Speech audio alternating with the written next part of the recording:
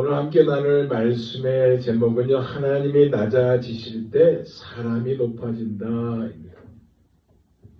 여러분, 세상은요 늘 높아지는 법을 말합니다. 예를 들면요, 직장에서 더 높은 자리를 원하고요, 그리고 더 높은 연봉을 성공의 기준으로 삼아서 경쟁에 지치지 않기를 위해서 밀어내고 올라가고 그렇습니다. SNS 세상도 그래요. 더 많은 팔로워, 더 많은 좋아요가 가치를 결정한다고 여기서요, 사진 하나 올릴 때도 남들의 반응을 의식하고요, 비교하면서 우월감을 느끼려고 합니다. 교육은 어떻고요? 더 높은 점수, 더 좋은 대학, 더 좋은 직업을 선호하여 아이들의 가치를 점수로 평가하고 높은 성취를 위해서 학군 좋은 곳으로 이사까지 합니다. 안 그래요?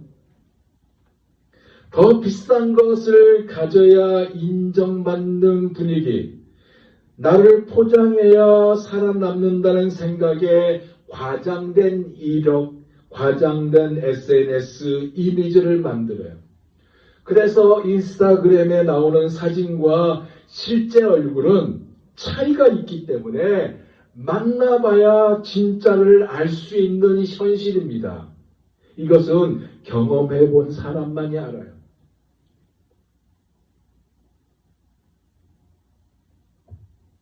그러나 하나님은요, 정반대의 길을 선택하셨고요, 가장 높으신 분이 가장 낮으신 자리에 내려오셨으며 그 낮아지심 속에서 구원의 길이 열렸습니다. 이것을요, 세상 어느 누구도 주목하지 않는 10대 소녀 마리아에게 오셨습니다. 그 하나님의 겸손 앞에서 마리아는 이렇게 노래하죠. 내 영혼이 주를 찬양하며. 그 요정의 비천함을 돌아보셨습니다. 여러분, 이것은요, 성탄의 본질입니다. 성탄은요, 하나님이 낮아지셔서 구원의 임하심, 구원이 임하심 이것입니다. 이것을 조직신학으로 표현하면요, 그리스도의 자발적 낮아지심 이렇게 부릅니다. 핵심의 의미가 뭐냐? 하나님이 신성을 포기하신 것이 아니라 신적 권리를 주장하지 않으시고 피조물의 자리, 종의 자리, 십자가의 자리로 내려오신 사건이다.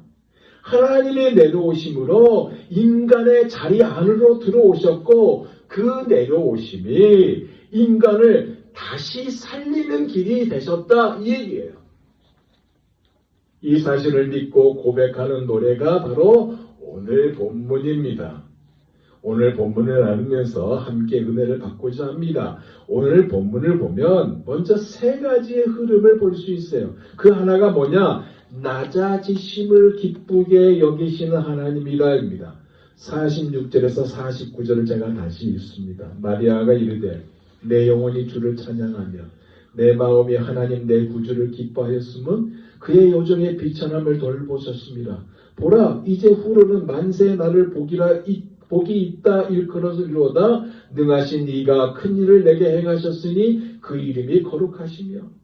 자, 마리아는 자신을 비천한 여종이라고 말하고 있어요. 그죠? 높은 자가 아니라 아무 영향력도 배경도 권력도 없는 한 시골 소녀다라는 얘기입니다. 근데 그의 입에서 나오는 고백 49제는 뭐예요? 능하신 이가 큰 일을 내게 행하셨으니예요. 왜 이 고백을 하고 있는 것일까요? 자격이 없는 자이지만 이 자격 없는 자에게 베푸신 은혜를 그가 경험했고 보았기 때문입니다. 그러면 비천한 여종이라는 이 말은 사실 당시의 이야기예요. 그것도 예루살렘도 아닌 갈릴리 시골 처녀 아닙니까? 10대예요. 이 10대 나이에 주어진 이 지위는 매우 낮았을 것이고 이름조차 역사 앞에 남기지 못할 존재였다 그 얘기입니다. 그런데 하나님의 아들이 자신을 통해서 온다? 큰 일을 행하신다. 그 은혜가 너무 커서 능하신 이가 큰 일을 내게 행하셨다라고 고백한 것이고요. 하나님의 가장 낮은 자를 들어서 가장 높은 자리로 옮기셨다는 이 감격 무엇이겠어요? 하나님이 나를 찾으셨다니 이 은혜가 어떻게 가능합니까? 라는 고백이었다 그 얘기입니다. 그런데 사실 이것은요, 약속의 성취를 실제로 경험한 것이고 말씀의 능력을 목격한 것입니다. 어떤 말씀이에요? 오늘 우리가 읽지 않았으면 그 앞에 나오죠. 천사 가브리엘이 전한 말씀입니다. 누가복음 1장 30절에서 33절에 이렇게 기록되어 있습니다. 천사가 이르되 마리아여 무서워하지 말라.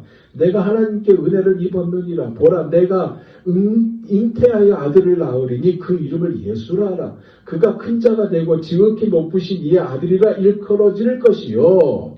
주 하나님께서 그 조상 다윗의 왕위를 그에게 주시리니 영원히 야곱의 집을 왕으로 다스릴 것이며 그 나라가 무궁하리라. 700년 전 이사야가 예언했던 메시아의 성취가 지금 자기 몸을 통해서 이루어지는데 단순히 감정 표현이 될 수 있겠어요?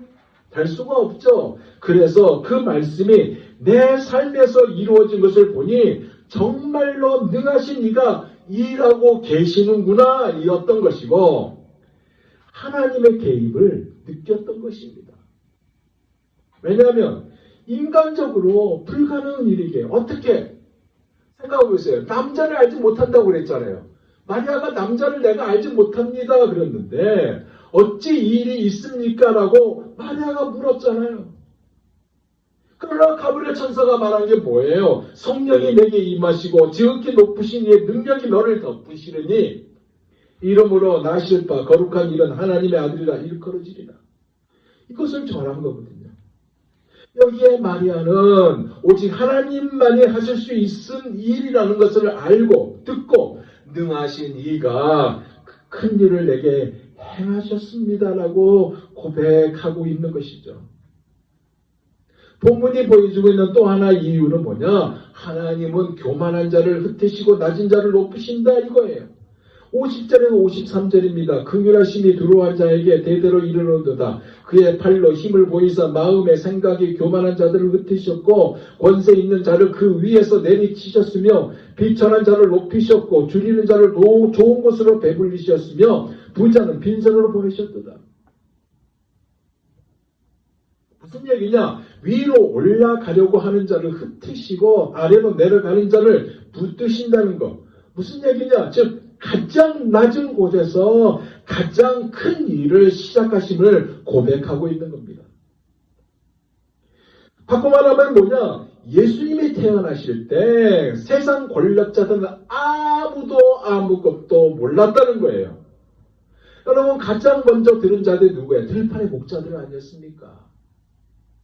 교만한 자들을 흩으시고 비천한 자를 높이셨고 헤롯은요 막강한 권력을 가지고 있어도 그가 가장 두려운 것이 뭐냐? 왕궁에 있는 아기가 아니라 말구의 아기였다는 것이고 세상은 권력 속에서 의미를 찾겠다고 하지만 하나님은 낮아진 가운데 역사를 시작하셨다 그 얘기입니다. 그리고 또 하나 다른 이유는 하나님은 약속을 기억하시고 낮아진 자들과 동행하신다 그 얘기입니다. 54절에서 55절에요. 그 종 이스라엘을 도우사 긍휼히 여기시고 기억하시되 우리 조상에게 말씀하신 것과 같이 아브라함과 그 자손에게 영원히 하시리로다 하니라. 하나님의 약속이 역사 속에서 실제가 된 사건이 되었는데 하나님의 약속을 기다리는 사람들에게 반드시 일하심을 보여주었다 그 얘기입니다. 그래서 마리아는 지금 자기 눈앞에서 벌어지고 있는 이 일을 단순히 기적이나 특별한 개인적인 책임으로 보지 않았고 언약 성취의 관점으로 바라봤던 것입니다. 즉 하나님께서 조상들에게 약속하셨던 모든 말씀이 예수님으로 연결되었고 이것이 현실이 되었다는 것을 보았다는 얘기입니다. 그것이 아브라함에게 하신 약속이고 다윗에게 하신 언약이고 선지자를 통해서 반복했던 말씀, 구원자를 보낸다. 구원자를 보내심의 예언이고 이 예언이 지금 자기 몸을 통해서 이루어지고 있다는 이 사실에 경외심과 감격을 억누를 수 없는 그러한 마음을 가지고 마리아는 하나님은 말씀만 하시는 분이 아니라 말씀하신 것을 반드시 이루시는 분이다라고, 하나님의 약속은 반드시 성취된다. 말씀을 믿고 기다리는 사람에게 하나님은 반드시 일하시는 사건을 주신다라고 고백하고 있다, 그 얘기입니다. 그런데 여러분 이거 아세요? 오늘 우리가 누가복음 본문이 1장 46절에서 55절 아닙니까? 이 본문은요, 마리아가 엘리사벳을 방문하여 엘리사벳과 대화 중 고백하는 내용에서 출발하고 있는 것입니다. 천사 가브리엘을 통해서 탄생될 예수에 대해서 듣고 난 후에 하나님이 주신 표적을 확인하기 위해서 친척 엘리사벳에 있는 산중에 있는 유대 한 동네, 그것도 수십 마일이나 되는 그곳을 찾아가서 확인한 가운데 고백한 노래가 바로 오늘 본문이에요. 천사가 준 표적이 있죠. 누가복음 1장 36절에서 37절입니다. 들어보세요. 보라, 내 친족 엘리사벳도 어떻게? 늙어서 뭐예요? 아들을 배웠느니라. 본래 임신하지 못한다고 알려진 이가 이미 6달이 되었나니 대저 하나님의 모든 말씀은 능하지 못하심이 없느니라. 자, 그러면 왜 표적이라고 한 것일까요? 천사 가브리엘에게 말도 안 되는 약속, 그것이 뭐였어요? 내가 성령으로 아들을 잉태하니라, 이것을 들었단 마리아입니다. 그렇죠? 인간적으로 설명할 수도 증명할 수도 없는 그것을 들었어요. 안 그래요? 그런데 그가 무엇을 더 들었습니까? 천사가 한 가지 더 붙여준 말씀을 들었습니다. 내 친족 엘리사벳도 늙었으나 아들을 배웠다. 이것은 단순한 정보 제공이 아니라 마리아에게 하나님이 주신 약속이 실제라는 것을 보여주는 표적이었다고 얘기합니다. 왜냐하면 엘리사벳의 임신은 불가능한 사건이거든요. 불가능해요. 임신할 수 없어요. 그런데 불가능이 가능하게 된 사건이 되었기 때문에 그렇습니다. 나이가 많아서 이미 생리적이나 의학적으로 임신 불가능한 상태였지만 하나님이 계획하시니까 불가능이 가능으로 바뀌었다고 얘기합니다. 바꿔 말하면 이 말이에요. 마리아야, 나는 약속을 하면 반드시 이루는 하나님이다. 사람의 능력이 닿지 않는 자리에서 내가 일한다. 이 표적을 너에게 보여주겠다. 그 얘기예요. 뭐예요? 귀로 들은 약속이 눈으로 보게 되는 실제가 되는 순간이 되었다고 얘기합니다. 그것이 얼마나 큰 일인지, 얼마나 실제인지 아직 완전히 가슴 깊이 체감하지 못하고 있었지만 엘리사벳이 임신했다는 것, 그 하나만 들어도 하나님이 정말 이러고 계시는구나, 말씀하신 그 약속이 그냥 말이 아니라 현실이구나 라는 것을 가슴에 담고 이것을 직접 보러 갔던 것입니다. 왜냐하면 이것은 단순한 기적이 아니라 기적을 보증하는 표적, 즉 사인이었고, 그래서 37절은 뭐라고 그래요? 대저 하나님의 모든 말씀은 능하지 못하심이 없느니라, 이것을 확인하러 간 거예요. 그래서 마리아는요, 엘리사벳에게 일하신 하나님이 내게도 일하신다. 그 하나님이 약속하셨으니 나에게도 반드시 이루실 것이다. 주의 여주묘니 말씀대로 내게 이루어지다라고 고백하지 않습니까? 그래서 마리아는요, 엘리사벳에게 수십 마일이나 되는 거리를 달려갔습니다. 즉시 산지로 올라갔어요. 찾아갔어요. 하나님이 주신 표적을 직접 보고 약속의 신실함을 자기 눈으로 확인하고 싶어서 찾아갔습니다. 엘리사벳 집에 막 이제 들어섰는데 들어서자마자 놀라운 일이 벌어지죠. 아직 아무 말도 하지 않았는데 엘리사벳의 태중의 아이가 기쁨으로 뛰놉니다. 여러분, 이것은요, 단순한 태동을 말하는 것이 아니에요. 예수님보다 6달 먼저 태어날 세례 요한이 이미 모태에서부터 성령의 감동으로 메시아의 임재를 느낀 거예요. 자기보다 크신 분이 지금 가까이 오셨다는 사실을 본능으로 알았다는 그 얘기입니다. 그래서 41절에 이렇게 말하잖아요. 엘리사벳이 성령의 충만함을 받아. 뭐예요? 성령께서 엘리사벳의 입술을 열게 한 거죠. 놀라운 축복의 말을 선포하게 하지 않습니까? 그것이 42절이에요. 내 태중의 아이가 복이 있으며 내가 복이 있도다. 무슨 얘기입니까? 인간의 판단. 즉 혼인 전에 임신된 상태 아닙니까? 혼인 전 임신은 사회적인 오해가 충분히 가능한 상황을 만들지만 성령께서는 그 안에 있는 아이가 세상의 구주라는 사실을 알게 하셔서 내 태중의 아이가 복이 있도다라고 말하게 하는 것입니다. 뭐예요? 즉 복은요, 상황이 아니라 그 안에 계신 분에게서 나온다는 선언을 지금 하고 있는 거예요. 그리고 심지어 43절을 보세요. 내 주의 어머니가 내게 오나니 라고 말하고 있어요. 생각해 보세요. 10대인 마리아에게 나이가 많은 엘리사벳이 내 주의 어머니, Mother of my Lord라고 지금 얘기하고 있어요. 하나님 메시아를 가리키는 호칭 아닙니까? 마리아의 태중에 있는 분을 하나님이시며 자신이 경배해야 할 주님이라고 고백하고 있는 거예요. 이것을 어떻게 알았을까요? 어떻게 그가 알았을까요? 성령님이 가르쳐 주었기 때문에 알았겠죠. 그러면서 이어서 이렇게 말합니다. 내 주의 어머니가 내게 오나니 이게 어떻게 가능한 일인가? 바꾸만 하면 나는 이것을 방문할 이런 방문을 받을 자격이 없는 자인데 하나님의 은혜가 나에게 왔습니다라고 고백하고 있는 거예요. 즉 엘리사벳은 마리아가 오는 것을 하나님의 은혜의 방문으로 바라보고 있는 것입니다. 그러면서 44절에 아이가 내 복중에서 기쁨으로 뛰놀았도다.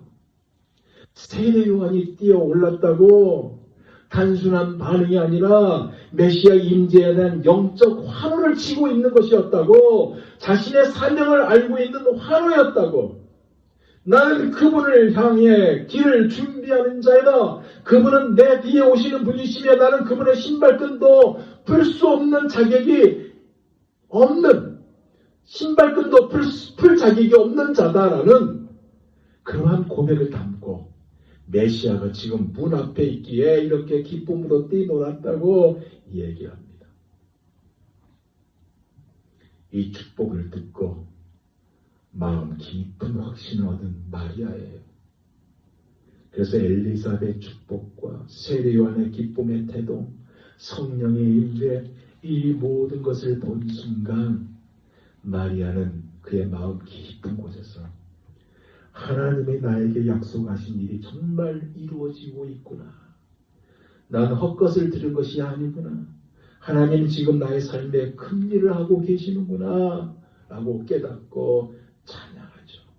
그것이 47절이에요. 내 마음이 하나님 내 구주를 기뻐하였으면, 자기 몸 태중에 있는 아이를 하나님 내 구주라고 부르고 있어요. 왜요? 왜 이렇게 부릅니까?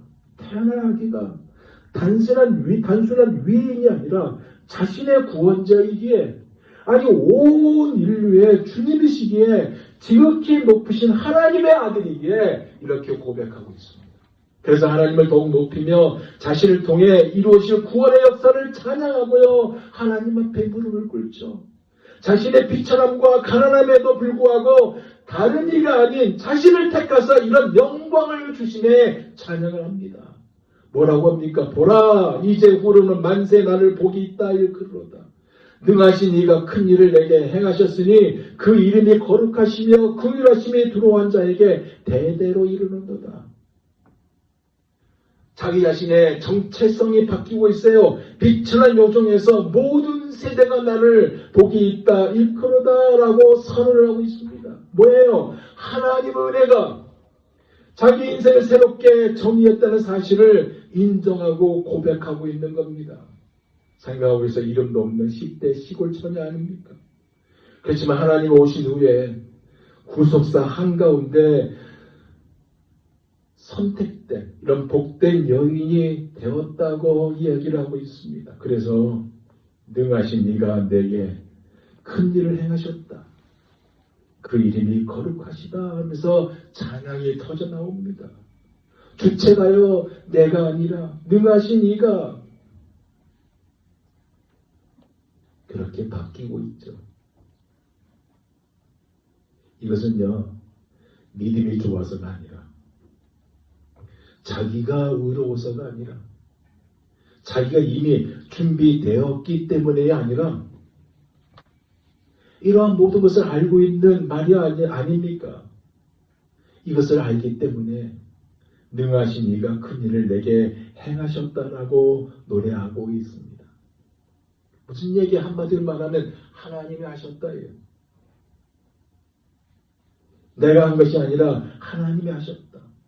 그러면서 그 이름이 거룩하시며라고 거룩을 덧붙이고 있어요. 왜 거룩일까요? 그분은 하나님이시기에 죄가 없는 분이시기 때문에 우리의 죄를 지시려고 오신 하나님이고 그 하나님의 능력은 힘에서 나오는 것이 아니라 하나님의 거룩함에서 나오기 때문에 이 고백을 하고 있는 것입니다. 그러면서 이어서 뭐라고 합니까? 긍휼하심이 들어온 자에게 대대로 이루는도다. 하나님의 은혜는 한 사람의 사건으로 끝나지 않았다 그 얘기입니다. 하나님의 긍휼은 한 세대만의 복이 아니라 들어오는 자에게 대대로 계속된다 그 얘기예요. 즉 지금 자기의 몸에서 시작된 이 사건은 단지 자기 인생만을 바꾸는 일이 아니라 세대와 시대를 넘어 이어질 구원 역사의 시작이다 그 얘기입니다. 그렇기 때문에 우리도 이렇게 하나님의 자녀가 돼서 예배드리고 경배하는 거 아닙니까? 이것이 오늘 본문에 담긴 내용이에요. 이제 말씀을 마무리할게요. 여러분 12월은요 성탄이 있는 달입니다. 성탄은요 우연이 아니에요. 언약의 성취입니다. 아브라함에게 약속하셨던 것, 이스라엘에게 말씀하셨던 것, 선지자를 통해 예언하셨던 것, 이것이 마침내 마리아를 통해 오셨고 하나님의 약속이 역사 속에 실제로 들어가신 사건이 되셨습니다. 그것도요 지극히 낮은 자리에 구유로 오셨습니다. 하지만 그 낮은 자리는요 우리를 구원으로 인도하셨습니다. 우리가 하나님의 자녀가 되게 하셨습니다. 이 은혜 주심에 우리도요 내 영혼이 주를 찬양하며 라는 이 고백이 늘 입에서 떠나지 않기를 예수 그리스도 이름으로 축원드립니다. 기도하겠습니다.